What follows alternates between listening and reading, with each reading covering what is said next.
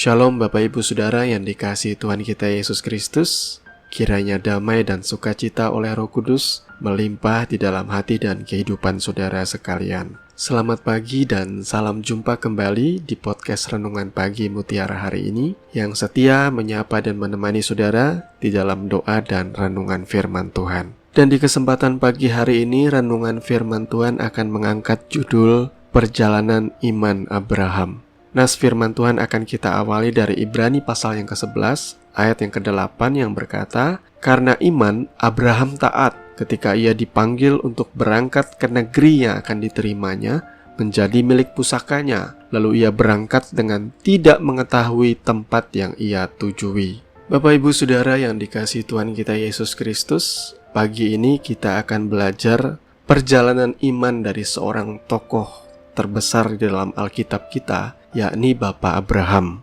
Kenapa Bapak Abraham kemudian lantas disebut sebagai Bapak orang beriman yang diakui dan dihormati oleh tiga agama besar di dunia ini, yakni agama Yahudi, Kristen, dan agama Islam. Di dalam keyakinan lain, Bapak Abraham ini sering disebut dengan nama Nabi Ibrahim. Apakah Bapak Abraham itu seorang nabi? Kalau kita melihat bagaimana ia mendengarkan suara Tuhan, ia juga bisa dikatakan sebagai seorang pelihat, dan ia juga mendengarkan nubuatan atau janji Tuhan, maka kita bisa katakan Abraham ini adalah seorang nabi. Tapi yang perlu kita garis bawahi di sini ialah gelar atau jabatan nabi itu sebenarnya bukanlah menandakan seseorang ini sebagai orang yang setengah dewa atau setengah malaikat. Ia tetaplah seorang manusia biasa, saudaraku, yang tentunya tidak luput dari hasrat atau keinginan,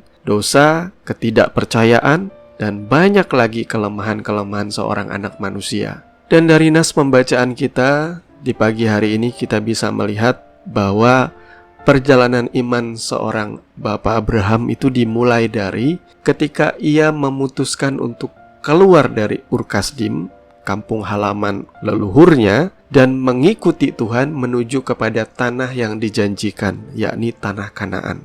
Ini adalah langkah iman yang pertama yang dilakukan oleh Abraham. Pergi dari zona nyaman, pergi dari wilayah yang ia kenal, menuju ke tempat yang ia tidak ketahui atau yang tidak ia kenal. Pergi ke sebuah wilayah asing hanya semata mendengarkan suara Tuhan yang menjanjikan bahwa tanah itu akan menjadi warisan, akan menjadi hak dan kekuasaannya Abraham serta keturunannya. Seandainya Bapak Ibu Saudara hari ini disuruh Tuhan untuk pergi ke sebuah tempat yang saudara tidak pernah tahu, yang saudara tidak pernah kenal seperti apa keadaan di sana, belum tentu kita mau pergi karena kita sudah nyaman dengan keadaan kita yang sekarang tentunya, bukan? Tetapi yang juga patut diingat ialah pada waktu itu masih belum ada kitab suci yang selengkap seperti sekarang. Sehingga Tuhan memang berbicara kepada hamba-hambanya dengan suara yang jelas, suara yang audible, yang terdengar sekali, sehingga tidak perlu diragukan kalau Tuhan berbicara pada masa itu kepada hamba-hambanya. Dan Abraham meresponi panggilan Tuhan itu dengan taat dan mengikuti pimpinan Tuhan ke tempat kemana Tuhan ingin ia berada. Sekali lagi, Abraham ini hanyalah manusia biasa. Ketika ia sudah menetap di tanah Kanaan, kemudian terjadilah bencana kelaparan di negeri itu, sehingga Abraham kemudian melarikan diri menuju Mesir dan menetap di sana. Tidak ada Tuhan memerintahkan Abraham untuk pergi ke Mesir, itu semata berdasarkan inisiatifnya, sebuah naluri atau mekanisme untuk bertahan hidup. Itu pun bisa kita lakukan hari-hari ini. Mesir itu selalu menggambarkan dunia. Sebagaimana kita juga ketika memiliki masalah, pergumulan, kita lebih cepat lari ke dunia daripada kita mulai datang kepada Tuhan dan bertanya kepada Tuhan terlebih dahulu. Keputusan untuk Abraham lari ke Mesir itu sama sekali tidak menggambarkan bahwa ia adalah seorang yang beriman atau percaya kepada Tuhan. Dan kemudian terbukti di sini ketika ia sampai di Mesir, kemudian orang-orang mengagumi istrinya Sarah yang begitu cantik sampai Firaun pun tertarik untuk mendapatkan istri Abraham ini, Abraham memilih untuk menyelamatkan dirinya karena ia takut dibunuh dengan menyuruh istrinya Sarah berkata, seandainya orang bertanya siapakah engkau, katakanlah bahwa engkau saudaraku. Untuk sikap Abraham yang tidak beriman seperti ini, hampir saja Firaun mengambil Sarai menjadi istrinya. Kalau bukan karena Tuhan yang menulahi orang-orang di dalam kerajaan Mesir itu, tentunya istri Abraham pasti sudah menjadi istrinya Firaun. Itu semua menunjukkan kepada kita bahwa ketika kita melakukan kesalahan, kita gagal di dalam perjalanan iman, Tuhan tetap setia menolong kita. Karena Tuhan tahu batas kemampuan kita. Kemudian perjalanan iman Abraham berlanjut di dalam Ibrani 11 ayat 11 dan 12 berkata, karena iman ia juga dan Sarah beroleh kekuatan untuk menurunkan anak cucu walaupun usianya sudah lewat, karena ia menganggap Dia yang memberikan janji itu setia. Itulah sebabnya maka dari satu orang, malahan orang yang telah mati pucuk, terpancar keturunan besar seperti bintang di langit dan seperti pasir di tepi laut yang tidak terhitung banyaknya. Perjalanan iman Abraham yang kedua ialah ia menerima janji mengenai anak di masa tuanya. Saudara tentu tahu kisah Abraham itu diawali dengan cerita bahwa Sarai istrinya itu mandul. Di masa tuanya, Abraham mendapatkan janji dari Tuhan bahwa ia akan mendapatkan anak. Hal ini dijelaskan di dalam Kejadian pasal yang ke-15, bagaimana Tuhan berkata bahwa keturunan Abraham itu akan banyak sekali sama seperti bintang di langit. Pada waktu Abraham mendapatkan janji itu, ia percaya. Dan firman Tuhan berkata bahwa kepercayaannya atau imannya itu diperhitungkan sebagai kebenaran. Nah, tapi kemudian sekali lagi Abraham kembali menunjukkan bahwa ia hanyalah seorang biasa. Abraham menuruti perkataan istrinya Sarai. Bagaimana Sarai berkata bahwa aku ini sudah tua dan mandul, cobalah engkau menghampiri hambaku Hagar. Seandainya memang Tuhan memberikan anak melalui Hagar, maka mungkin itulah anak yang dijanjikan oleh Tuhan. Abraham melakukan apa yang diminta oleh Sarai dan betul terjadi. Hagar kemudian mengandung dan akhirnya melahirkan seorang anak yang kita kenal sebagai Ismail, yang menjadi bapa dari Bani Kedar, Nebayot, dan keturunan-keturunan orang Arab. Lihatlah di sini saudaraku, bapa orang beriman pun banyak kali melakukan kesalahan yang justru menunjukkan ia bukanlah seorang yang sepenuhnya beriman kepada Tuhan. Sangat manusiawi sekali, bukan? Sampai pada akhirnya ketika Abraham berumur 99 tahun dan Sarah berumur 90 tahun, Tuhan kembali meneguhkan perjanjiannya kepada Abraham mengenai keturunan. Di mana pada waktu Tuhan memberikan janji itu, Sarah sampai tertunduk dan tertawa karena ia melihat keadaan dirinya yang sudah tidak mungkin lagi bisa melahirkan anak.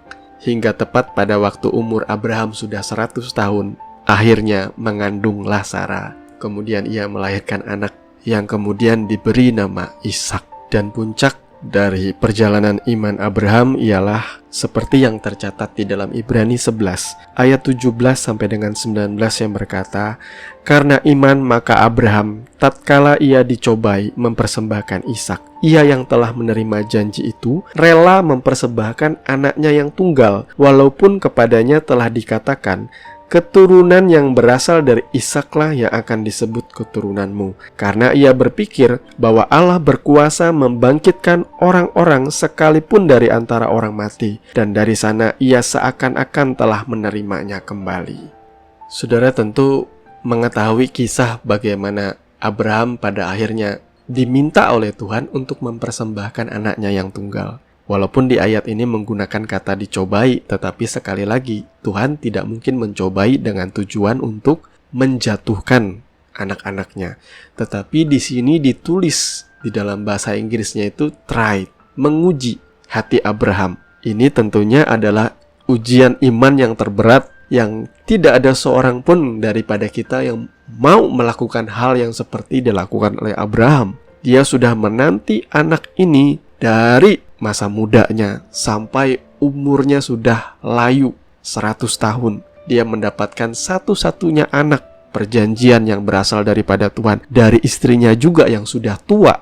Dan ketika anaknya sudah mulai besar, sudah remaja menuju ke dewasa, Dari mana buktinya? Ialah dari bagaimana Ishak itu sanggup untuk memikul atau membawa kayu bakar di atas punggungnya. Itu berarti dia sudah cukup besar, saudara ya. Kita juga bisa melihat bagaimana kepercayaan Ishak kepada bapaknya, bahwa sekalipun bapaknya mengikat dia di atas mezbah dan mempersiapkan ia untuk disembelih, dia tidak merontak. Sebenarnya kisah Abraham ini adalah nubuatan yang indah mengenai pengorbanan Yesus di atas kayu salib. Yesus tidak melawan, ia taat sepenuhnya kepada kehendak Bapa. Maka kisah ujian Abraham untuk mengorbankan anaknya Ishak ini, Ishak, saudara ya, bukan Ismail, merupakan gambaran yang indah mengenai pengorbanan Kristus di atas kayu salib. Dan bagaimana begitu kasihnya Bapa kepada kita, sehingga ia rela memberikan anaknya yang tunggal. Puji Tuhannya, di sini